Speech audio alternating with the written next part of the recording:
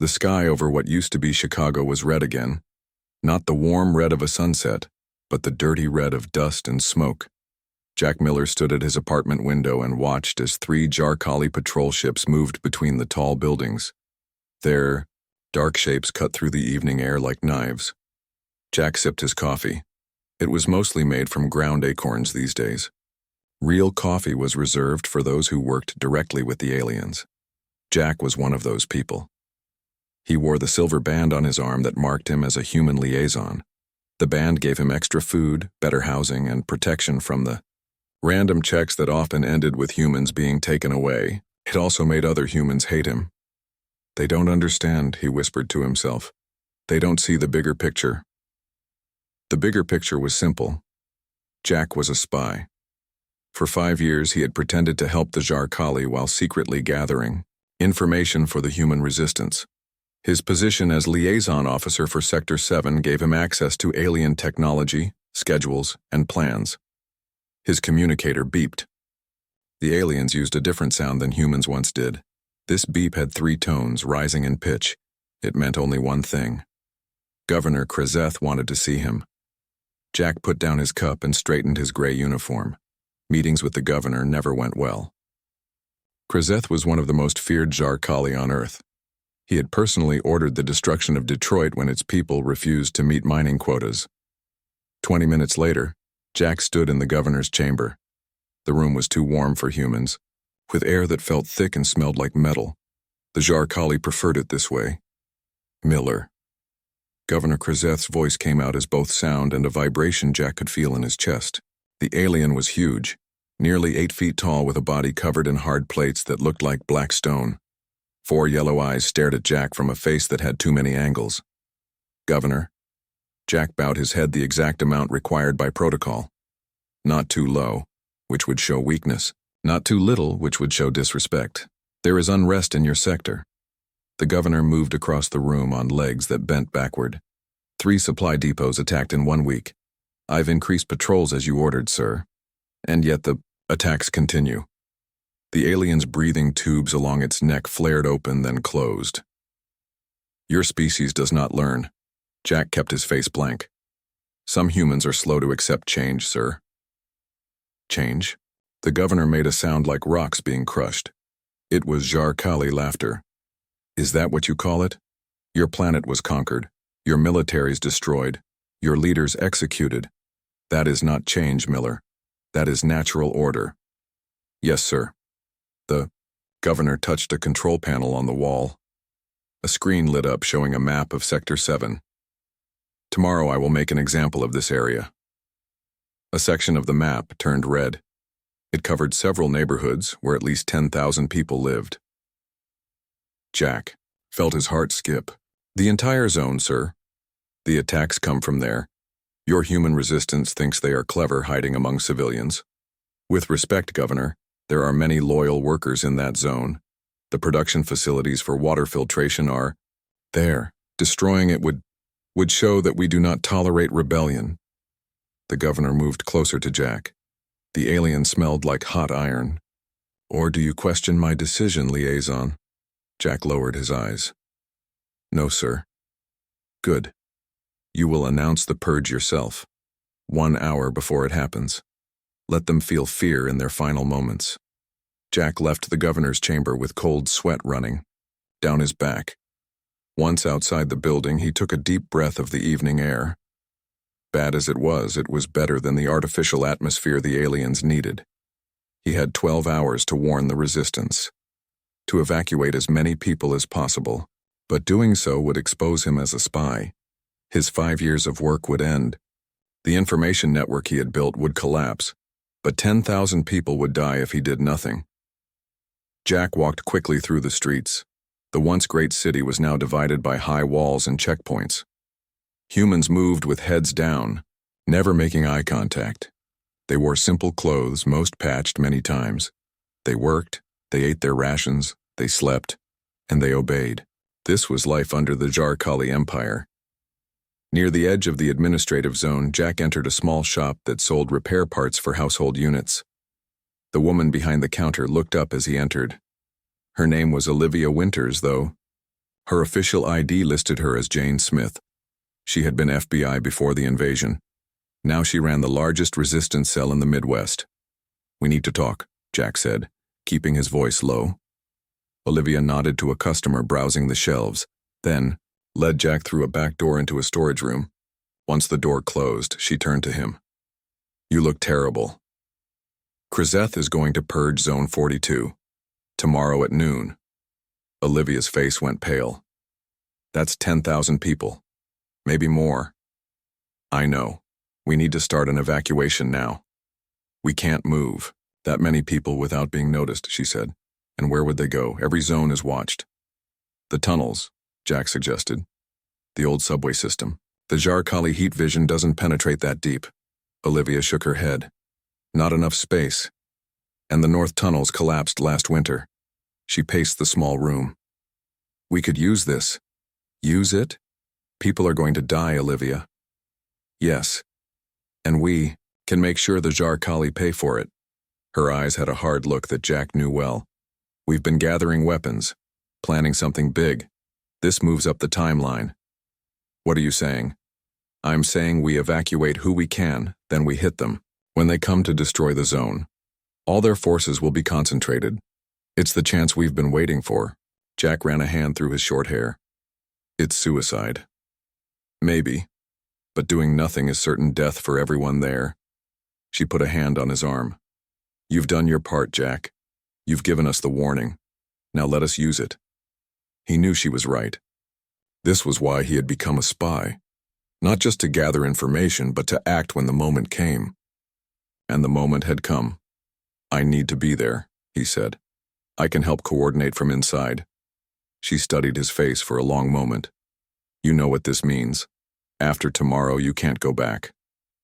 Jack thought about his apartment with its extra rations and hot water, his position that had kept him safe while others suffered, the silver band on his arm that marked him as someone who worked with the enemy. "I know what it means," he said. "And I'm ready." Olivia nodded once. "Then let's get started.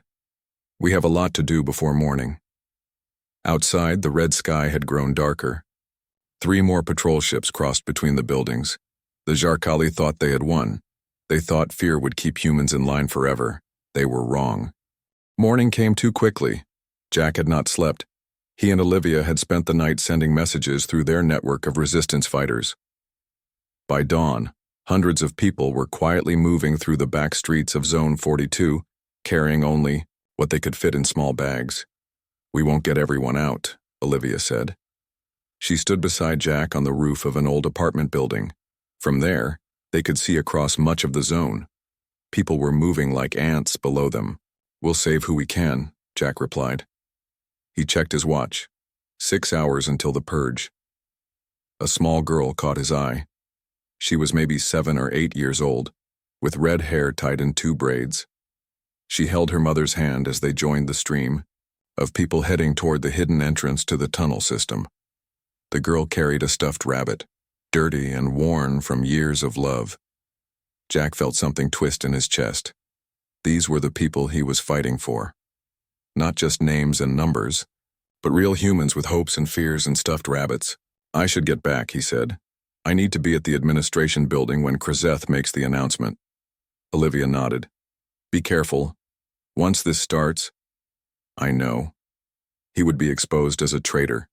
His life as a liaison would be over. "I'll meet you at checkpoint 3 after I make the warning."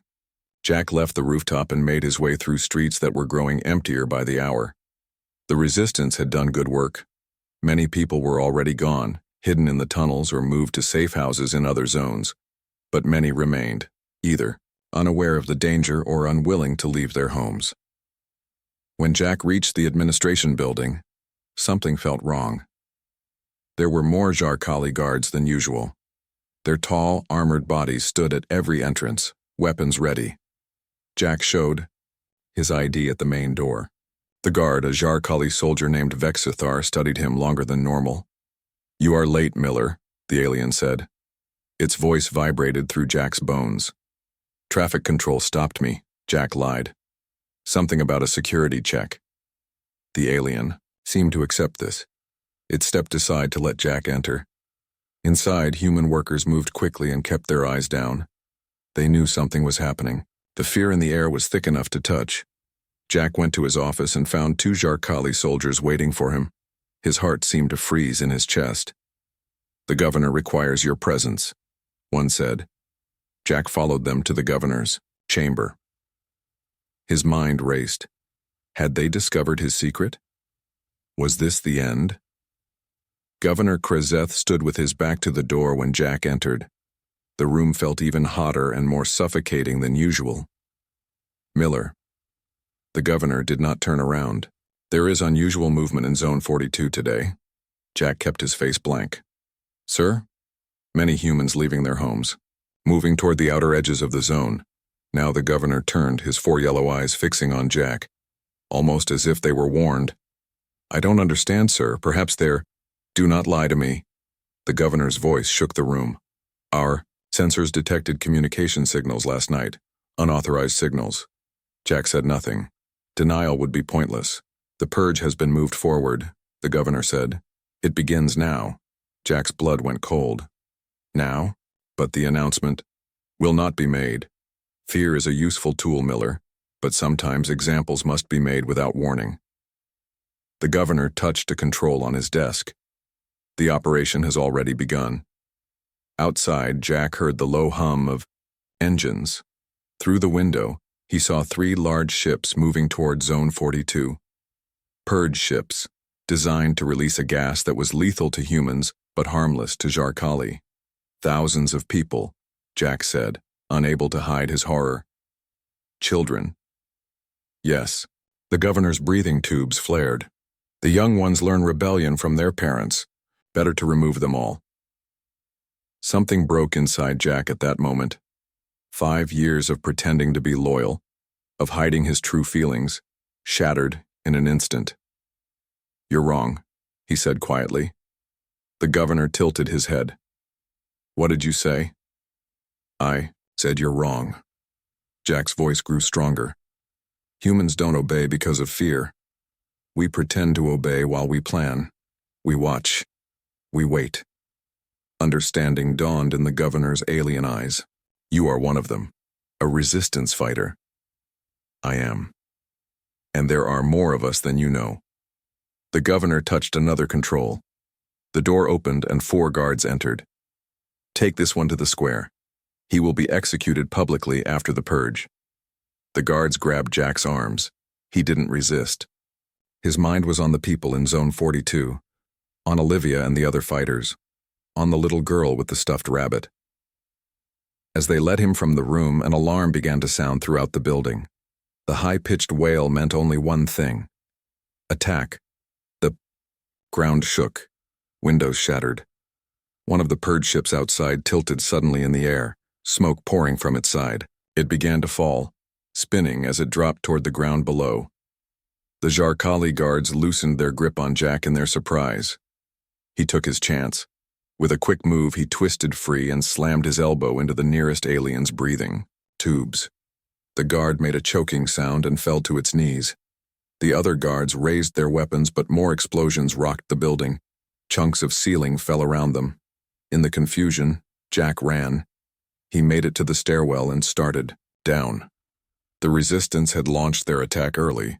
Perhaps they had seen the purge ships moving into position. Whatever the reason, the battle had begun. Jack reached the ground floor and found chaos. Humans who worked in the building were running in all directions. Zarkali soldiers tried to maintain order, but more explosions outside made it impossible. Jack slipped through a side door and emerged onto a street filled with smoke. In the distance, he could see the burning wreckage of a purge ship. The sky was filled with smaller resistance aircraft, converted human vehicles that now carried weapons stolen from the aliens over the years. His communicator beeped. Jack pulled it from his pocket. Olivia's voice came through, tight with tension. "Jack? Where are you?" "Outside the administration building. The purge started early. We saw the ships, moved up our timeline." Her voice broke with static. "Get to checkpoint 3. Now." Jack started running. The battle had only just begun, and he needed to be part of it. The time for hiding was over. Smoke filled the streets as Jack ran toward Checkpoint 3. Explosions shook the ground every few minutes. The sound of energy weapons mixed with the older sound of human guns. The battle for Zone 42 had turned into something bigger than anyone had planned. Jack ducked into an alley as a group of Zarkali soldiers marched past. Their black armor shone in the fires that had started to burn throughout the city. Jack waited until they were gone, then continued on his way. Checkpoint 3 was in the basement of an old library. Jack entered through a side door that was hidden behind fallen bookshelves. A resistance fighter named Paul stood guard with an old rifle.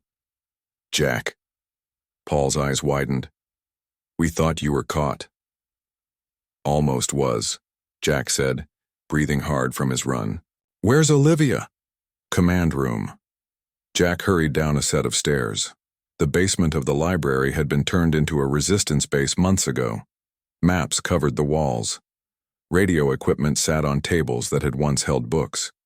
About 20 people moved around the room, some talking on radios, others checking weapons.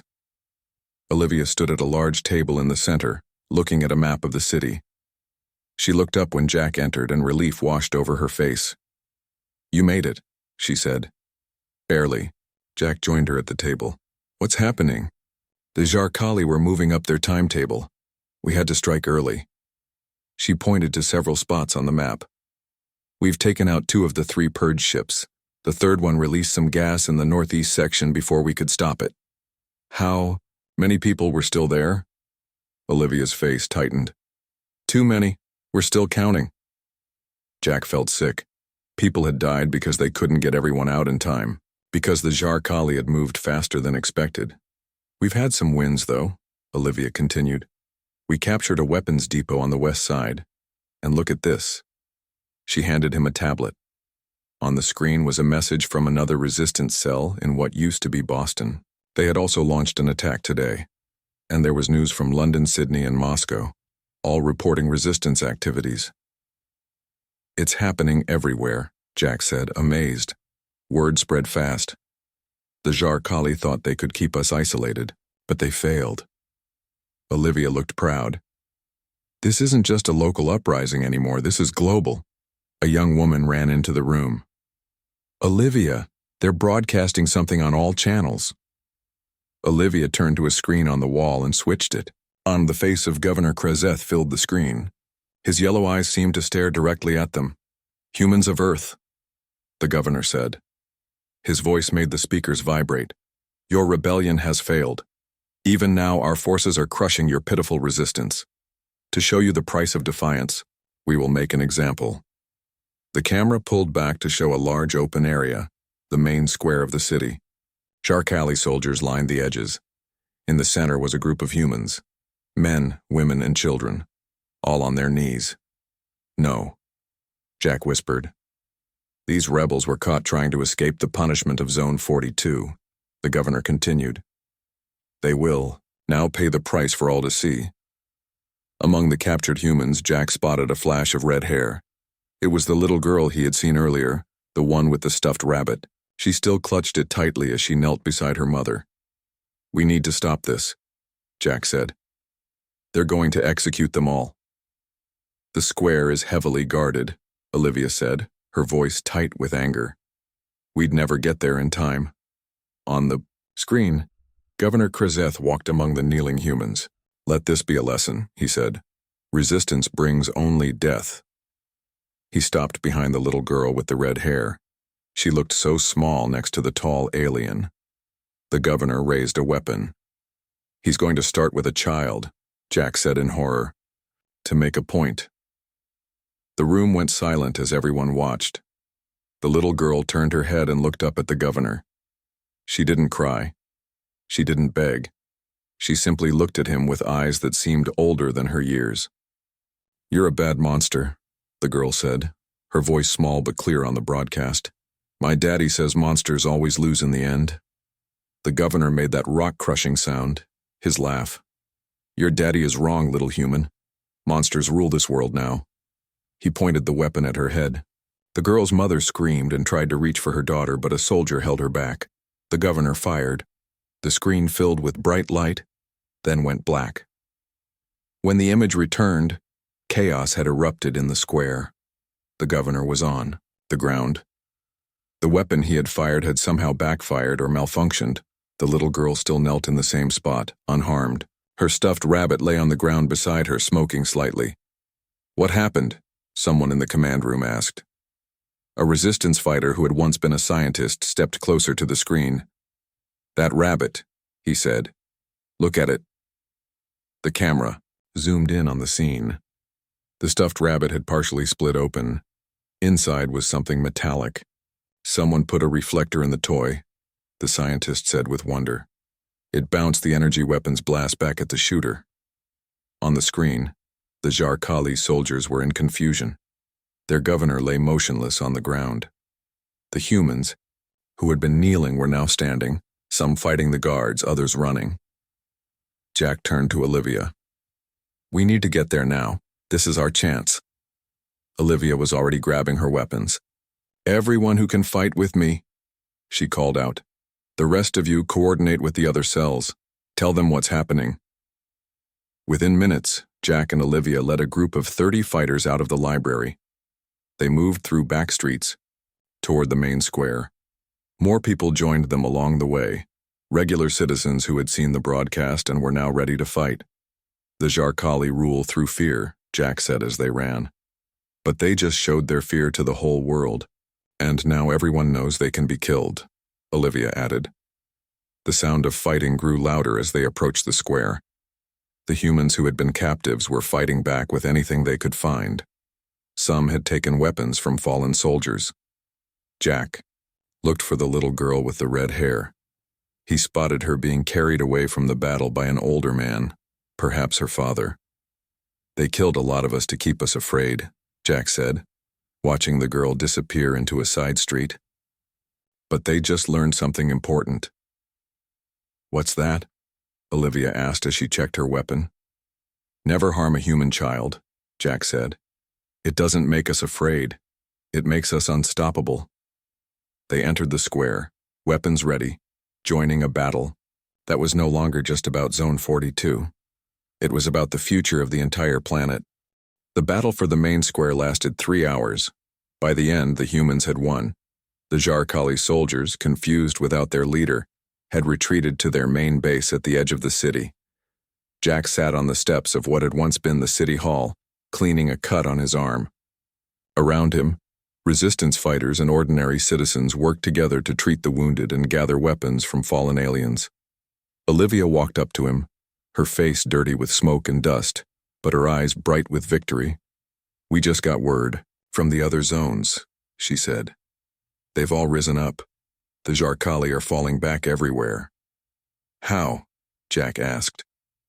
"How did this happen so fast?" "The broadcast," Olivia explained. "When people saw that little girl stand up to the governor, when they saw that even the Jar-Kali leader could fall, it was like a dam breaking." She sat down beside him. Where fear ruled for years, hope took only minutes to spread. Jack nodded. "What about the girl, the one with the red hair?" "Safe, her name is Amy Baker. Her father was one of our engineers. He put that reflector in her rabbit months ago, just in case. Smart man. He knew the Jar-Kali would never think to check a child's toy." Olivia looked across the square where humans were now moving freely, without the hunched shoulders and downcast eyes of the oppressed. "We've taken back 6 zones already. And the aliens? Falling back to their central command base. We think they're calling for help from their fleet." Jack's hope dimmed a little. The Jar-Kali fleet had ships that could destroy entire cities, from orbit. "How long do we have?" "Our communications team says maybe 3 days before their nearest ships arrive." Olivia stood up. "Which means we have 3 days to end this." "End it how?" "We can't fight their ships." "No, but we don't have to." She held out her hand to help him up. "Come with me. There's someone you need to meet." They walked through streets that now felt different. The air seemed cleaner somehow, despite the smoke of battle. People moved with purpose rather than fear. Some were setting up defenses, others were distributing food and water. Humanity was working together in a way Jack had not seen since before the invasion. Olivia led him to a small building that had once been a school. Inside, in what had been a science classroom, a group of men and women worked on computers and strange devices. "This is our science team," Olivia said. "Some of the best minds that survived the invasion." A man in his 50s looked up from a workbench. He had gray hair and glasses held together with tape. "You must be Jack," he said, wiping his hands on a cloth. "I'm Dr. Alan Peterson." "Doctor," Jack nodded. "Olivia says you might have a way to end this without fighting their fleet." "We've been studying the Jarkali for years," Dr. Peterson said. "Their biology, their technology, their weaknesses." He gestured for Jack to join him at the workbench.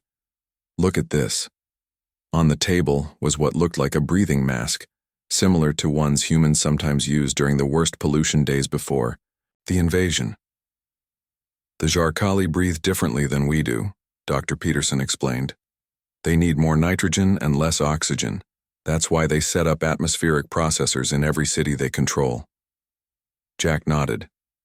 The tall towers that had been built after the invasion, pumping out gases that made the aliens comfortable but left humans feeling slightly sick.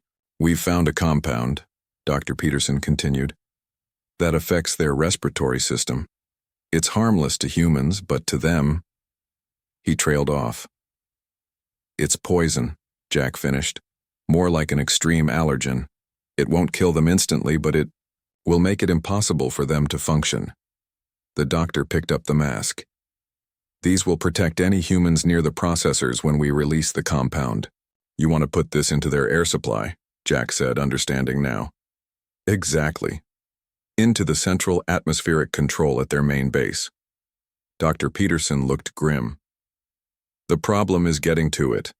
The base is heavily guarded, especially now." Olivia spoke up. "That's why we need you, Jack. You know the layout of their headquarters better than anyone. You were there almost daily for 5 years." Jack thought about it. The central atmospheric control was deep inside the Jarkali main base. Getting there would be nearly impossible, but if they succeeded, it would end the aliens' ability to function on Earth without killing them all. "It would take a small team," he said slowly, thinking it through. "No more than 5 people. Any more would be detected too easily." "Can you lead them?" Olivia asked. Before Jack could answer, a young woman burst into the room. "They've launched ships," she said, breathing hard. "Small fighters heading toward the zones we've taken back. They're trying to regain control before their fleet arrives," Olivia said. "We need to move now." Dr. Peterson quickly began packing the masks and several containers of the compound into a bag. "This is all we have," he said. "If you fail, we won't," Jack said with more confidence than he felt. Within an hour, Jack stood with 4 others at the edge of the zone, looking toward the massive structure that served as the Jarkali headquarters. It rose above the city like a dark mountain, with landing pads for ships and weapon emplacements visible on its surface. "The atmospheric control is on level 5 near the center of the building," Jack told the small team. "We need to get in, release the compound, and get out before they realize what's happening." A woman named Karen checked her weapon. She had been a police officer before the invasion. "How do we get in?" "There's a maintenance tunnel," Jack said. "It was designed for the human workers who service the lower levels. The Jarkali never use it. The space is too small for them." "They'll have it guarded," said a man named Ben who had once been a soldier. "Yes, but not heavily. They don't think we'd be bold enough to attack their headquarters directly." Jack looked at each member of the team. "This won't be easy. Some of us might not come back." "We know the risks," said Maria, a young engineer. "We've lived under their boots for too long." The 5th member of the team, an older man named Sam who had been a janitor in the building before the uprising, nodded in agreement. Jack looked once more at the alien structure. "Then let's go end their rule." As they moved out, the sound of distant explosions told them the battle for the city was continuing. The Jarkali were fighting to regain control, but humans were fighting for their freedom. And somewhere in the city was a little girl named Amy, who had shown them all that. Their oppressors were not invincible after all. The maintenance tunnel was dark and narrow. Jack led the way with a small light, keeping his steps quiet. Behind him, Karen, Ben, Maria, and Sam moved in a line, each carrying part of Dr. Peterson's equipment. 200 more feet, Jack whispered. Then we'll reach the access point for level 3. The tunnel smelled of oil and dust. It hadn't been used much since the early days of the occupation, when the Jarkali still needed humans to build and maintain their systems. Now most of that work was done by machines. They reached a metal ladder built into the wall. Jack pointed, up. This goes to a storage room on level 3. From there we need to make it to the central lift that can take us to level 5. Guards? Karen asked, checking her weapon again. Probably 2 at the lift. Maybe more with the uprising. Jack looked at each of them. Everyone clear on the plan? They all nodded. Their faces were serious but determined. They knew what was at stake. Jack climbed the ladder first. At the top was a hatch with a simple lock. He used a tool that Maria had made to open it, then pushed it up slowly, peering into the room above. The storage room was empty. Jack pulled himself up, then helped the others climb through. They closed the hatch and moved to the door that led to the hallway. Jack listened for a moment, then opened the door a crack. The hallway was clear. Let's move, he said. Remember, if we're spotted, we fight only if we have to. The mission comes first. They moved quickly through the hallway, past rooms filled with alien technology. A few human workers were visible, but they kept their heads down, pretending not to see Jack's team. Some of them might even support the resistance but were too afraid to show it. As they approached the central lift, Jack raised his hand to stop the group. Around the corner, he could hear the heavy footsteps of Jarkali guards. 2 of them, he whispered, peering around the edge. At the lift, as expected, Ben reached into his bag and pulled out a small device. Distraction? Jack nodded. Ben slid the device across the floor toward the opposite end of the hallway. A moment later, it began to emit a high-pitched sound that hurt human ears but was even more painful to Jarkali. The guards turned toward the noise, their breathing tubes flaring in distress. They moved away from the lift to investigate. Now, Jack said. The team ran to the lift. Maria quickly connected a device to the control panel, bypassing the security system. The doors opened, and they all crowded inside. Level 5, Jack said. As Maria pressed the button, the lift began to rise. Everyone checked their weapons and equipment one last time. Sam handed out the breathing masks Dr. Peterson had provided. Once we release the compound, we'll have about 30 seconds before we need these, Sam explained. The lift stopped. The doors opened to reveal a large room filled with machinery. In the center was a tall cylinder that glowed with a pale blue, like the atmospheric processor. 2 Jarkali technicians looked up in surprise. Before they could react, Karen fired her weapon. The electric pulse hit one alien, sending it to the floor. Ben took down the second.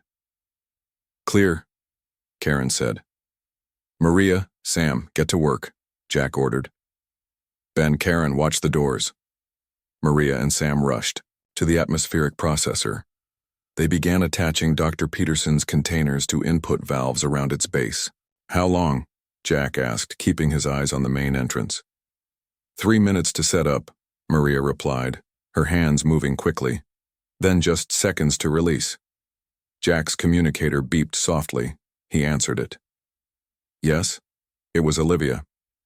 Jack, we've got a problem. Their fleet, it's arriving early. First ships have entered Earth's atmosphere. Maybe an hour before they're in position to start bombing. Jack felt his heart sink. We're at the processor now. Just need a few minutes. Hurry. And Jack, people are looking to you now. The resistance needs a leader. Before he could reply, an alarm began to sound throughout the building.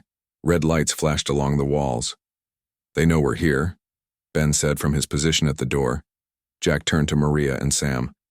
How much longer? Almost done, Maria said, connecting wires between the containers. Just need to... The main door slid open. 5 Jarkali soldiers rushed in, weapons raised. Ben and Karen opened fire, taking down 2 of them. The others spread out, using equipment as cover. Keep working, Jack shouted to Maria and Sam as he joined the fight.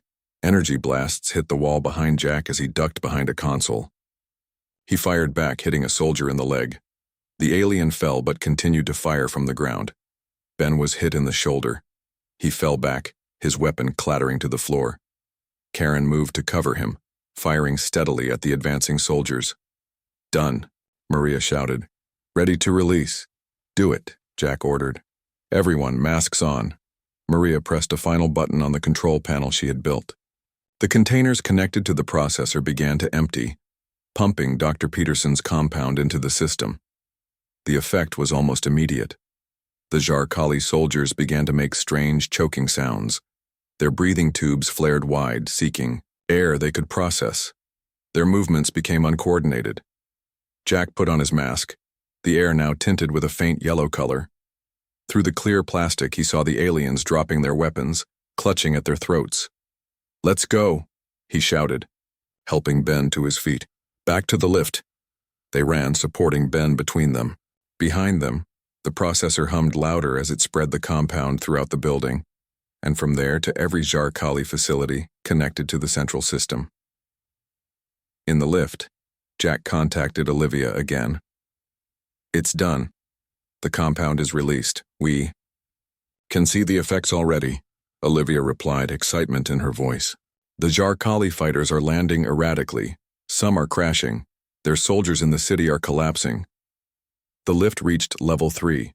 They made their way back to the maintenance tunnel, meeting no resistance.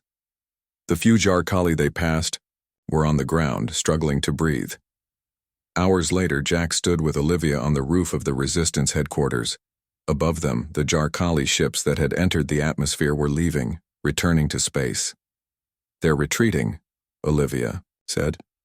"All over the world, the same story. They can't breathe our air anymore, even with their processors." "Will they be back?" Jack asked. "Dr. Peterson doesn't think so. The compound has permanently altered their atmospheric systems on Earth. It would cost them too much to try again, especially now that they know we can fight back." Jack looked out over the city. The red skies were beginning to clear already. Soon they would be blue again.